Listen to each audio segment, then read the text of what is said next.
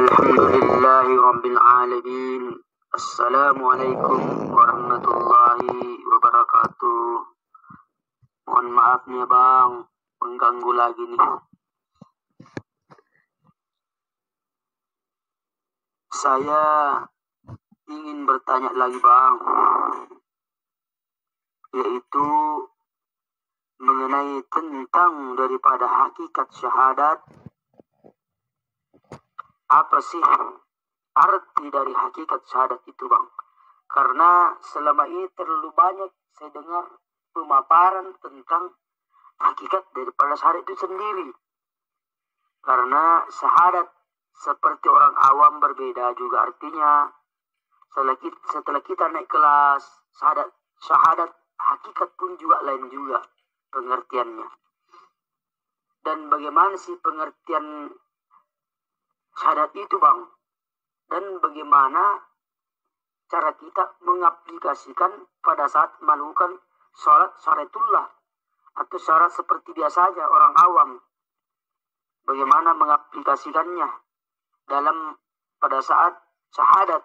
Karena saya yakin bahwa apabila tidak mengerti hakikat syahadat, maka segala yang saya bilang wa asyhadu an la ilaha illallah wa asyhadu anna muhammadur rasulullah itu berarti bohong yang saya lakukan apabila saya tidak mengerti hakikat daripada saat itu. Dan pertanyaan kedua yaitu mengenai sholat bang.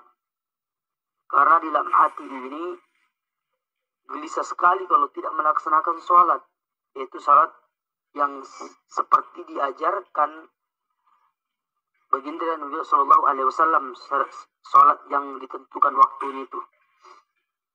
Dan bagaimana caranya mengaplikasikan apabila kita sudah memahami ilmu ma'rifat? Bagaimana untuk mengaplikasikan hati ini bahwa yang melakukan, yang menggerakkan Allah? Bagaimana pengaplikasiannya bang di dalam sholat? Mohon pencerahannya bang. Assalamualaikum warahmatullahi ta'ala wabarakatuh. Waalaikumsalam warahmatullahi wabarakatuh. Bismillahirrahmanirrahim.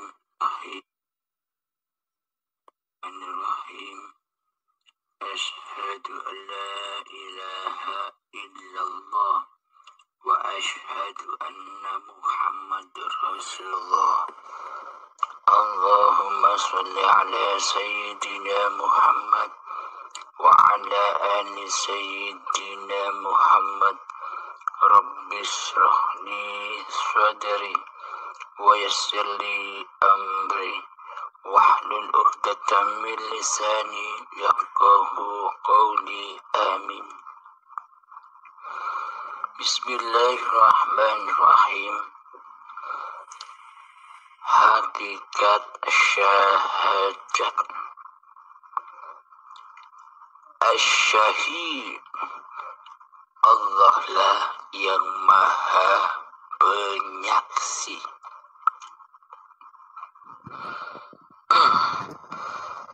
Yang dinamakan syahadat itu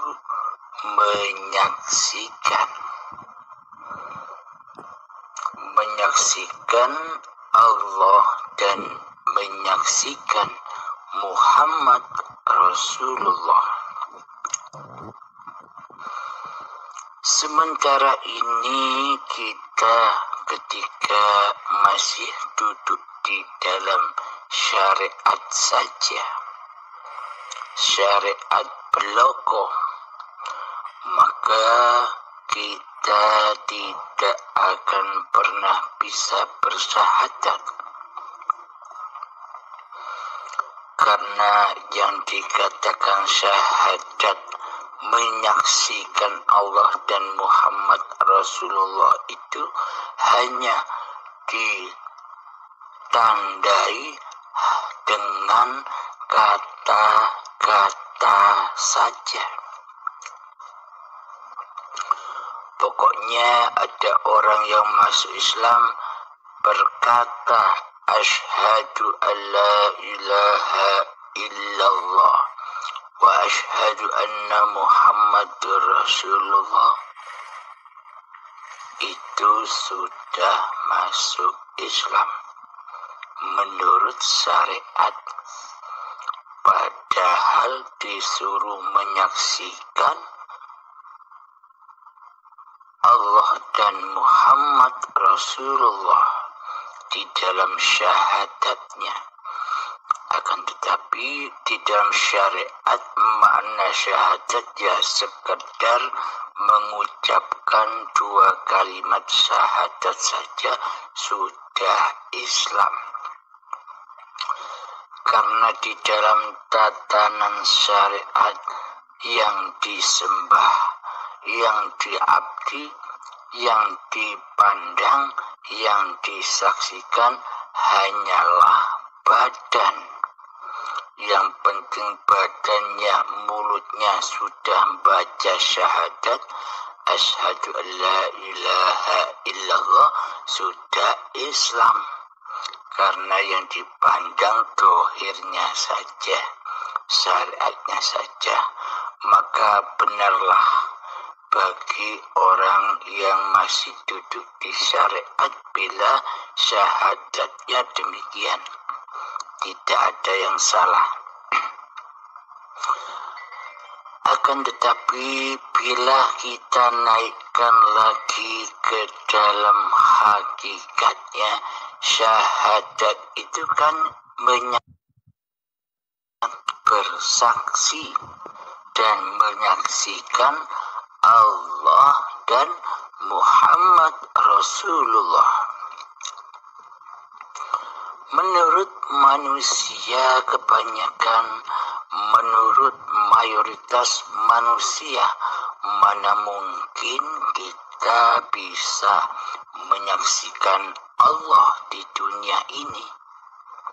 Sementara selama ini pemahaman yang masih duduk di dalam syariat saja mengimani, meyakini, mengakidahi bahwa Allah itu tiada, bahwa Allah itu Adam,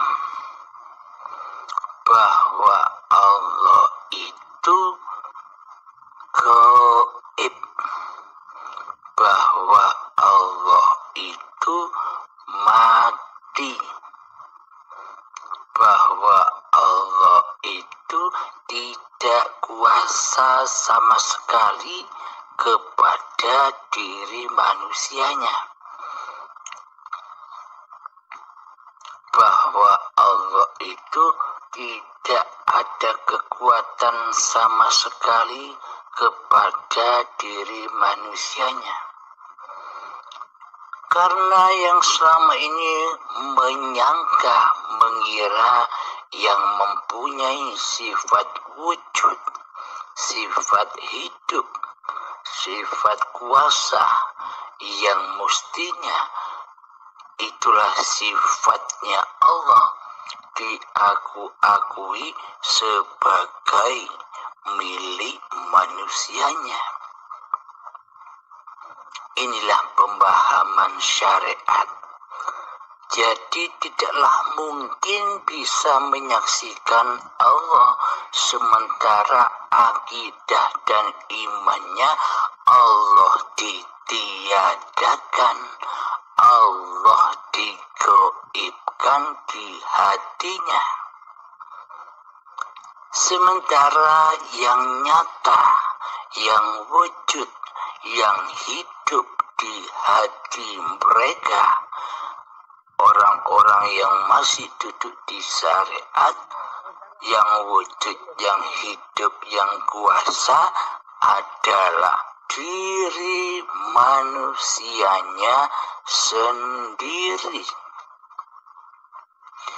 Nah, sekarang saya tanya, lalu siapakah yang menjadi Allah selama ini di dalam ketika kita masih bersyariat saja?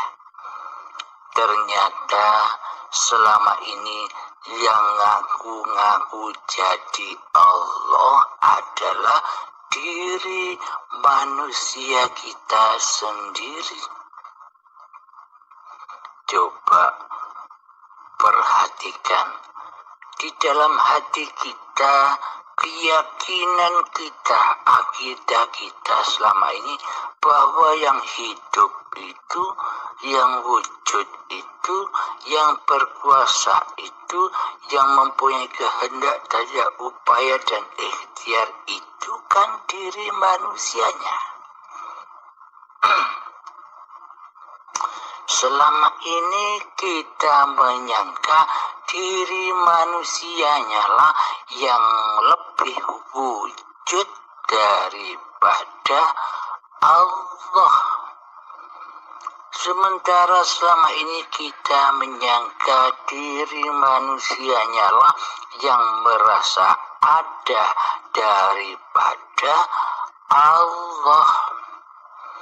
Sementara selama ini kita merasa diri manusianya lah yang merasa kuasa daripada Allah.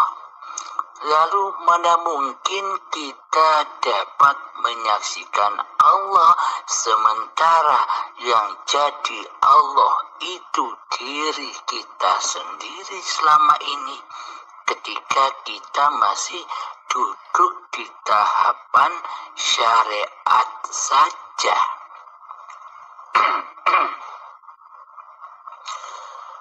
Maka tak mungkinlah kita bisa menyaksikan Allah ketika kita masih duduk di syariat, sementara Allah kita tiadakan di hati kita.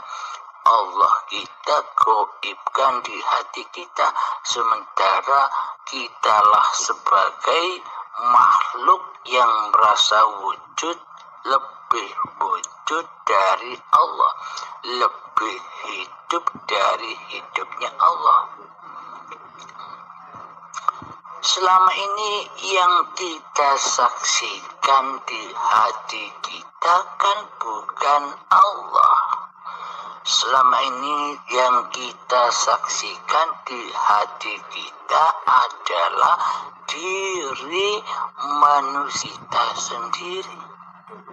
Iya tidak? Coba tafakuri di dalam hati kita.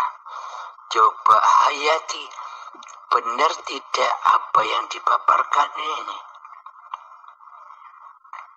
Nah, inilah alasannya bagi mereka yang masih duduk di dalam tatanan syariat, selamanya takkan bisa menyaksikan Allah di dunia ini, karena Allah di hatinya digoibkan dan ditiadakan, sementara dirinya lah yang ngaku jadi Allah.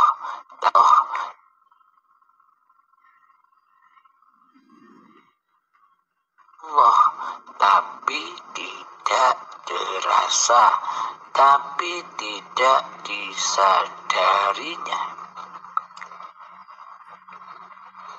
Karena selama ini hati kita keras melebihi kerasnya batu, alias hati kita masih kufur, hati kita masih ingkar kepada Allah, hati kita masih mensekutukan Allah dengan diri manusia kita selama ini.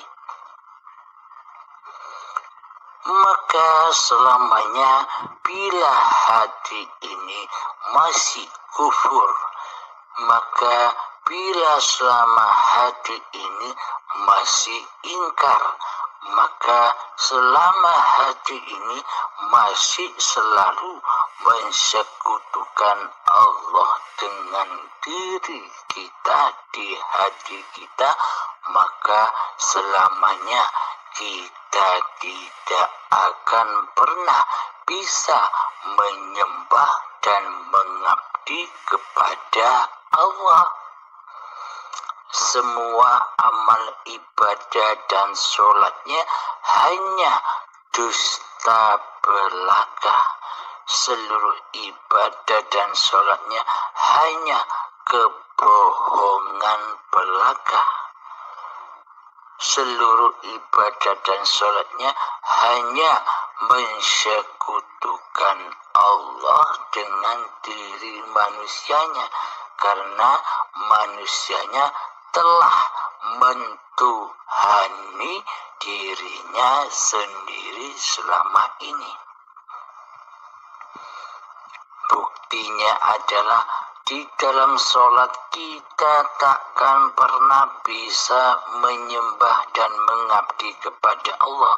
Di dalam sholat kita takkan pernah bisa khusyuk. Di dalam sholat kita takkan pernah bisa mi'raj.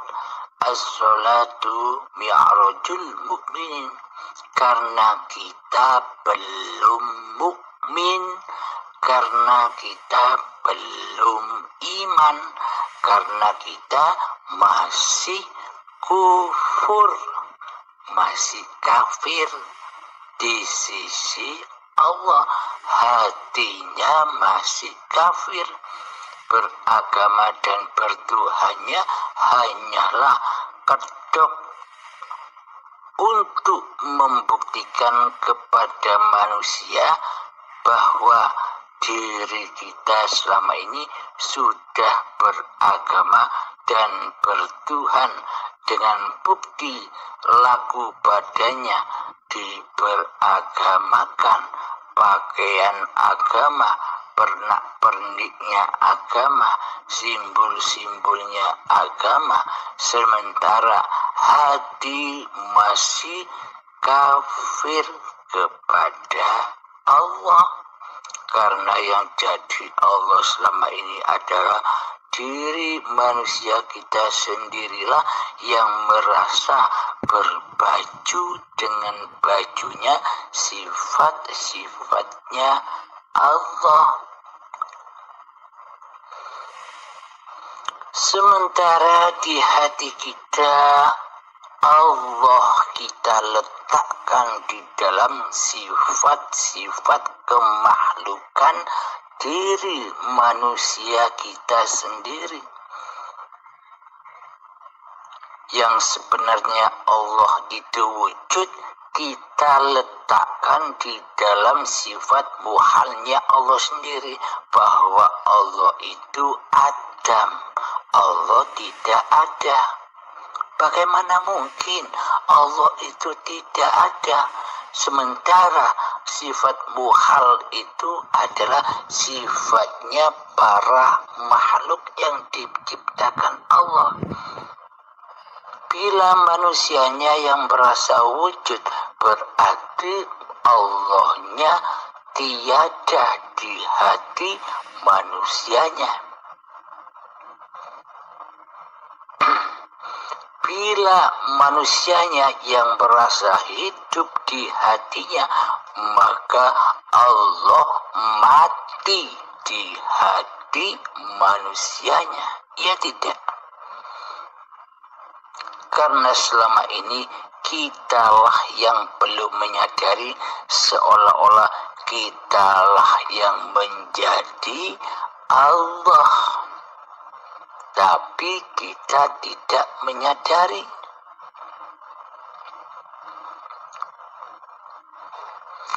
Bagaimana mungkin kita bisa menyaksikan Allah sementara yang jadi Allah kita sendiri? Kitalah yang merasa bisa menyaksikan diri manusia kita sendiri di hati kita. Mestinya disuruh menyaksikan Allah di dalam syahadat, loh kok malah kitalah yang jadi penyaksi di dalamnya. As-syahid berarti as-syahid itu bukan sifat Allah, akan tetapi sifat diri manusia kitalah yang selama ini merasa menjadi Tuhan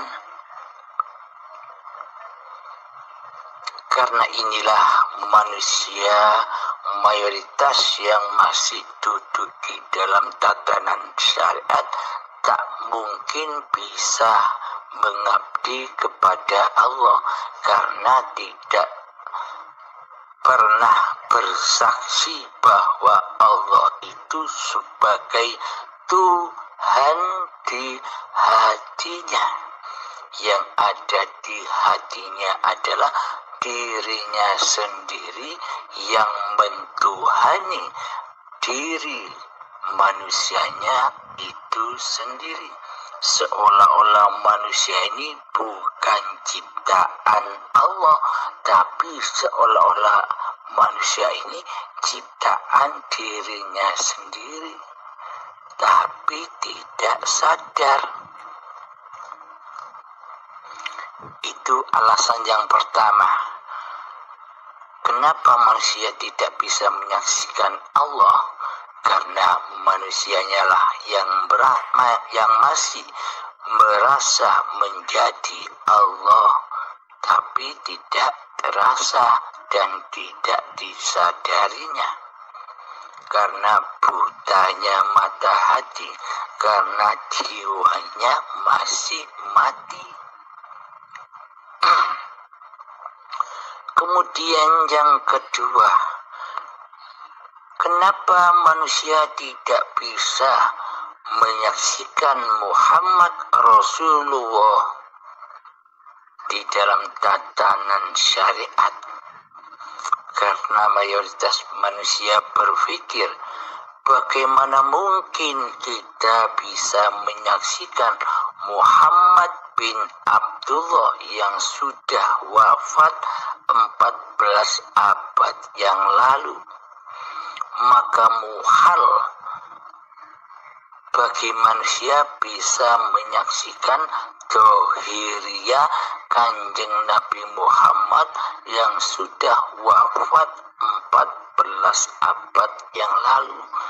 Inilah yang membuktikan bahwa manusia yang masih duduk di dalam tatanan syariat tidak bisa bersyahadat kepada Allah dan Muhammad Rasulullah, karena dikiranya Allah itu tiada, karena dikiranya Allah itu gaib, dan karena dikiranya mana mungkin bisa menyaksikan Muhammad yang sudah wafat 14 abad yang lalu. Semuanya tidak mungkin bagi mereka yang masih duduk di dalam tatanan syariat. Maka dari itulah mereka tidak bisa bersyahadat selamanya mereka yang masih duduk dalam di tatanan syariat saja tidak bisa masuk Islam di sisi Allah, karena anggapan iman akidahnya masih demikian, serba dohir, serba badan, serba syariat. Lalu Allah perintahkan kepada orang-orang yang beriman, yakni manusia yang beriman kepada Allah hanya sebatas syariat, iman-imanan, tapi di dalam hatinya yakin bahwa Allah itu ada, tapi manusia masih belum bisa membuktikan bahwa Allah itu ada, Allah itu hidup. Maka diperintah lagi oleh Allah, ya ayyuhalladzina amanu, wahai orang-orang yang beriman, wahai orang-orang yang percaya dengan adanya Tuhan, pencipta diri manusianya. udkhulu fis-silmi kafah, masuklah kalian ke dalam keselamatan yang sempurna. Maksudnya adalah sempurnakanlah Islammu kepada Allah, pasrahkanlah Islammu kepada Allah, pasrahkanlah dirimu kepada Tuhan pencipta diri manusiamu secara total, general, secara sempurna. Inilah bukti nyata bahwa syariat saja tidak cukup. Wajib berhakikat, masuk ke dalam hakikatnya, yakni yang sebenar-benarnya. Karena syariat itu hanyalah bayangan, hanyalah kulit, sedang isinya adalah hakikatnya, batinnya. Dohir batin harus berislam, bukan dohirnya saja yang disahadatkan membaca syahadat, tapi batinnya wajib menyaksikan syahadat itu sendiri.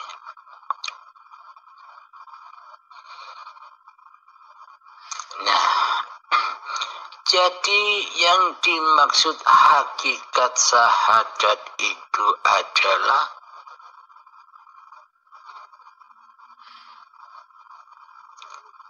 manusia wajib mengenali Allah dan beragama secara total general di dalam hatinya, beragama kepada Allah. Awaluddin ma'rifatullah. Awal sebuah agama adalah mengetahui, menyatakan bahwa Allah itu ada, Allah itu wujud, Allah itu hidup. Untuk merealisasikan, untuk mengaplikasikan awaluddin ma'rifatullah ini adalah lewat jalan man arafa nafsahu faqad arafa rabbahu. Maka bermakrifatlah kepada diri manusiamu, maka engkau akan menyaksikan ma'rifatullah, maka engkau akan mengenal Tuhanmu. Maka kenalilah dirimu sendiri dahulu, siapa dirimu itu. Mayoritas manusia yang masih duduk di tatanan syariat saja tidak tahu kepada Tuhannya. Ditanya sifat wajibnya Allah ada berapa, sifat muhalnya Allah ada berapa, tidak tahu. Apakah ini yang disebut Islam indallah? Karena selama ini Islamnya hanya indannas, penyembah manusia, tidak menyembah Allah. Maka dari itu, bagi Anda yang masih belum tahu sifat-sifatnya Allah yang 20 dan sifat muhalnya Allah yang 20, silakan cari di Google, dipelajari, artinya dipahami, maknanya dipahami. Bila memang Anda belum pernah mengaji tauhid waktu kecil, cari di Google, cari sifat wajibnya Allah yang 20 dan sifat muhalnya Allah yang 20. Untuk Anda hafalkan sehingga Anda memahami siapa Allah dan siapa diri Anda. Jadi agar Anda tahu bahwa sifat-sifatnya Allah hanyalah milik Allah, sifat-sifat muhal bagi Allah adalah milik seluruh makhluk ciptaan Allah. Bila Allah yang wujud, wajib bagi para makhluknya memposisikan diri kepada keadamannya, ketiadaannya. Bila Allah yang wujud, manusia harus tidak ada. Bila manusianya yang wujud, maka pasti Allah tidak ada. Karena manusianya lah yang selama ini merasa menjadi Tuhan.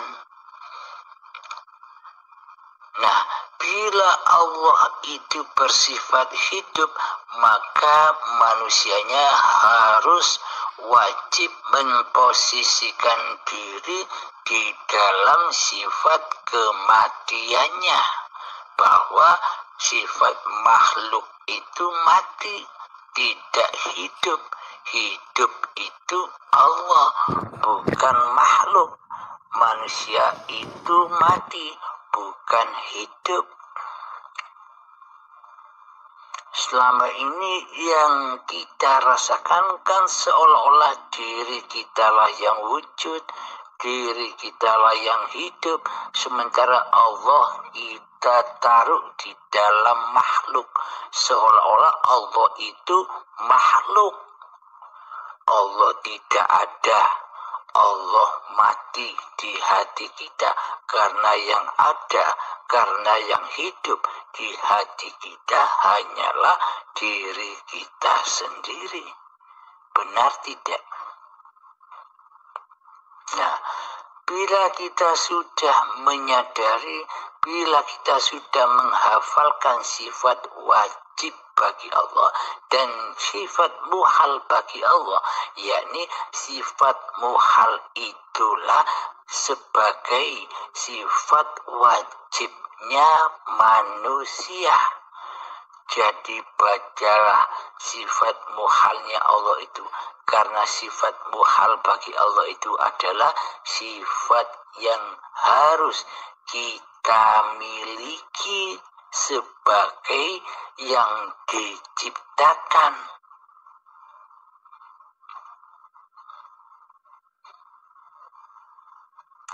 Nah, bila kita sudah menyadari bahwa manusia ini sebenarnya tidak ada, bahwa sebenarnya manusia ini mati, maka nyatalah bahwa yang ada, bahwa yang wujud, bahwa yang hidup, bahwa yang kuasa itu hanyalah Allah.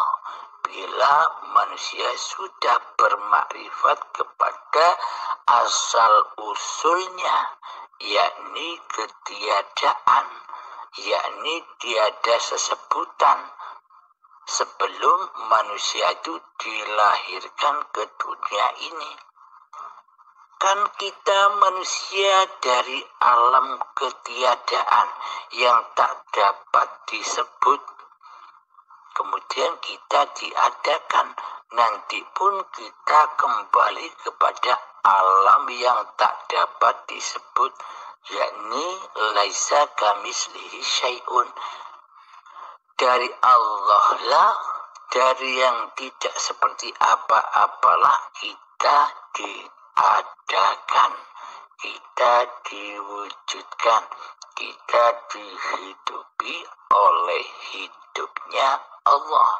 Tapi bukan manusianya yang hidup, Allah lah yang hidup.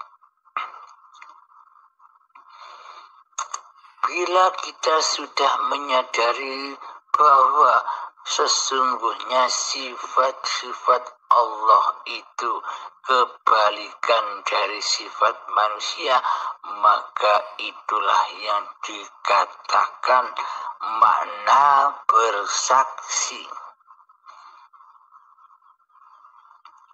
Coba pegang erat-erat kata-kata ini. Tak satu pun manusia bisa menyaksikan Allah kecuali asyahid, yakni kecuali Allah sendiri. Bila manusia tiada hidup, apakah manusia bisa bersaksi kepada diri manusianya sendiri? Berarti yang bersaksi selama ini adalah hayatullah atas diri manusianya. Maka dari itu hakikat syahadat itu adalah dalam hati kita menyaksikan bahwa hidup inilah Allah dan menyaksikan bahwa Muhammad Rasulullah itu adalah badan-badan manusia inilah yang dimaksud Muhammad Rasulullah. Di dalam syahadat kan bunyi kalimatnya begini. Asyhadu an la ilaha illallah wa asyhadu anna Muhammadur Rasulullah. Bila yang dimaksud Muhammad bin Abdullah yang telah wafat 14 tahun abad yang lalu sebagai apa yang kita saksikan, berarti kan bunyinya syahadat begini. Asyhadu an la ilaha illallah wa asyhadu anna Muhammad bin Abdullah. Iya kan? Nah, kita tidak diutus menyaksikan Muhammad bin Abdullah yang sudah wafat 14 tahun yang lalu. Kita tidak diutus menyaksikan baginda Nabi Muhammad Sallallahu Alaihi Wasallam. Yang dimaksud Muhammad bin Abdullah itu adalah Ahmad bila mim. Siapa? Ahad, yakni Allah itu sendiri yang mengutus badan-badan ini, yang menghidupi badan-badan ini. Badan diutus mandi, badan diutus wudu, badan diutus sholat, badan diutus ibadah, dan badan diutus apa saja. Itulah yang dimaksud bersaksi. Itulah yang dimaksud syahadat. Allah lah penguasa badan, bukan badan penguasa Allah. Selama ini kita hanya menyaksikan badan-badan inilah yang berkuasa untuk sholat. Selama ini kita hanya menyaksikan badan-badan inilah yang bisa ibadah. Akan tetapi kita luput, kita lalai menyaksikan hiduplah yang menguasakan di dalamnya. Bila kita sudah bisa menyaksikan bahwa hiduplah penguasa badan, inilah yang dimaksud syahadat di sisi Allah. Jadi bagaimana mungkin manusia bisa bersyahadat kepada Allah sementara manusianya masih jadi Tuhan? Sahnya syahadat di sisi Allah adalah ketika manusianya sudah kembali ke habitatnya, yakni ketiadaan, yakni kegoiban. Yang ada, yang wujud, yang hidup hanyalah Allah. Inilah yang dimaksud syahadat. Asyhadu an la ilaha illallah wa asyhadu anna Muhammadur Rasulullah. Inilah yang dimaksud asyahid. Allah lah yang maha menyaksikan bukan manusianya yang bisa menyaksikan. Bila manusianya tidak ada hidup, apakah manusia bisa menyaksikan diri manusianya sendiri? Adanya Allah lah manusia bisa menyaksikan badan-badan ini.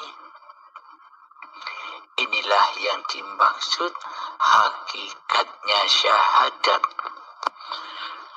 Bila kita bisa sudah menyadari bahwa syahadat ini seperti ini, maka dalam pengaplikasian di dalam sholat adalah kita ketika membaca Allahu Akbar, kita sudah tak merasa mampu membaca Allahu Akbar.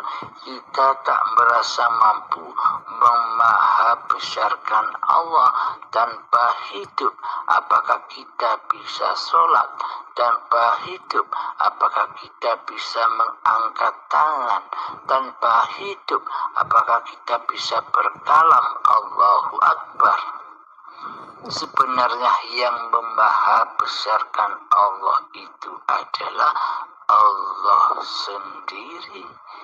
Hidup sendirilah yang memahabesarkan hayatullah sendiri. Jadi artinya bukan Allah nyembah Allah, berarti kan ada dua, yakni seluruh apa yang terafal di dalam diri manusianya itulah af'alullah, syariatullah, digerakkan oleh Allah. Inilah yang dimaksud syahadat itu. Pengaplikasian di dalam sholat, kita sudah tidak merasa diri kita lah yang sholat. Allah lah yang mempergerakkan, yang memperjalankan hamba-hambanya di dalam sholat itu sendiri. Jadi hambanya hanya bisa menyaksikan perbuatan Allah, pergerakan Allah yang menggerakkan badan-badan ini. Inilah yang dimaksud asyhadu an la ilaha illallah wa asyhadu anna Muhammad Rasulullah. Jadi di dalam sholat mengalir saja, yakni hati sudah dikuasai oleh hayatullah lah yang bisa menyaksikan Allahnya sendiri dan bisa menyaksikan badan-badan yang diperjalankan oleh Allah. Subhanalladzi asra bi'abdihi, maha suci Allah yang menggerakkan, yang memperjalankan hamba-hambanya. Alhamdulillahirabbil alamin. Semoga kita pahami dan semoga saya dan kita semua selalu dibimbing oleh Allah Subhanahu wa ta'ala. Akhirul kalam. Assalamualaikum warahmatullahi wabarakatuh. Assalamualaikum warahmatullahi wabarakatuh. Alhamdulillahi rabbil alamin. La hawla wa la quwata illa billah aliyyil azim. Selamat pagi abangku.